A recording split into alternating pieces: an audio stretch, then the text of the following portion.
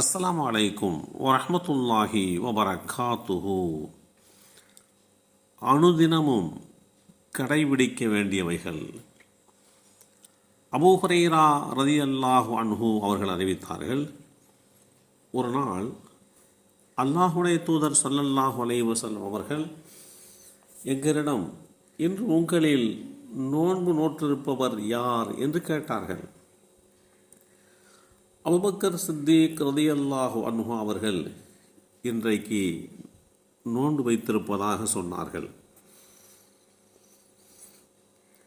இன்றைய தினம் உங்களிலே ஜனாசாவை, அதாவது பிரேதத்தை பின்தொடர்ந்து சென்றவர் யார் என்று கேட்டார்கள்.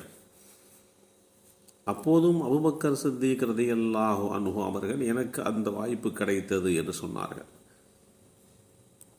இன்றைய தினம் ஓர் ஏழைக்கு உணவளித்தவர் உங்களில் யார் என்று கேட்க, அப்போதும் அபூபக்கர் சித்திக் ரலியல்லாஹு அன்ஹு அவர்கள், அந்த வாய்ப்பு எனக்கு கிடைத்தது என்றார்கள்.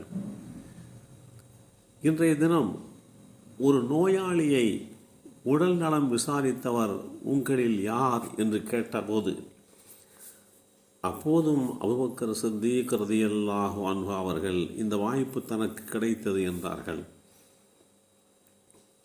அல்லாஹுடைய தூதர் ஸல்லல்லாஹு அலைஹி வஸல்லம் அவர்கள், இவை அனைத்தும் ஒரு மனிதரிடத்திலே ஒன்று சேர்ந்து அமைய பெற்றால் அவர் சொர்க்கத்தில் நுழைவார்.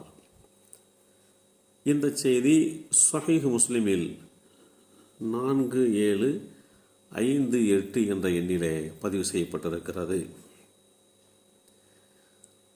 ஒவ்வொரு நாளும் நாம் கடைபிடிக்க வேண்டிய பண்புகளை இந்த செய்தி தெளிவுபடுத்துகிறது. அல்லாஹுடைய தூதர் ஸல்லல்லாஹு அலைஹி வஸல்லம் அவர்கள் கேட்ட அந்த தினத்திலே அபூபக்கர் சித்திக் ரலியல்லாஹு அன்ஹு அவர்கள் நோன்பு நோற்றிருந்தார்கள். உங்களிலே பிரேதத்தை பின்தொடர்ந்தவர்கள் யார் என்று கேட்டபோது அந்த வாய்ப்பும் தனக்கு கிடைத்ததாக சொன்னார்கள். ஒரு வீட்டிலே மௌத்து நடந்து விட்டது என்று சொன்னால், அந்த வீட்டிற்கு சென்று அந்த பிரேதத்துக்கு உண்டான இறுதி கடமைகளிலே, அந்த காரியங்களிலே நம்ம ஈடுபடுத்திக் கொள்வது எவ்வளவு உயர்வான பண்பு என்பதை எடுத்துரைக்கிறார்கள். அப்படி செல்லுகின்ற போது எந்த வீட்டில் அந்த பிரேதம் நடந்ததோ, எந்த வீட்டிலே மரணம் சம்பவித்ததோ, அந்த குடும்பத்தினர்களுக்கு ஒரு ஆறுதல் கிடைக்கிறது.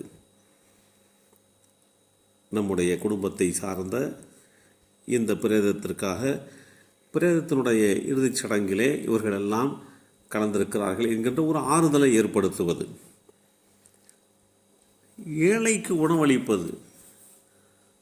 ஏழைகள் காலையிலே விழித்ததற்கு பின்பாக, இன்றைக்கு யாராவது நமக்கு உண்டான உஜூபனத்தை, நமக்கு உண்டான உணவை தந்துவிட மாட்டார்களா என்று எதிர்பார்த்து கொண்டிருப்பார்கள்.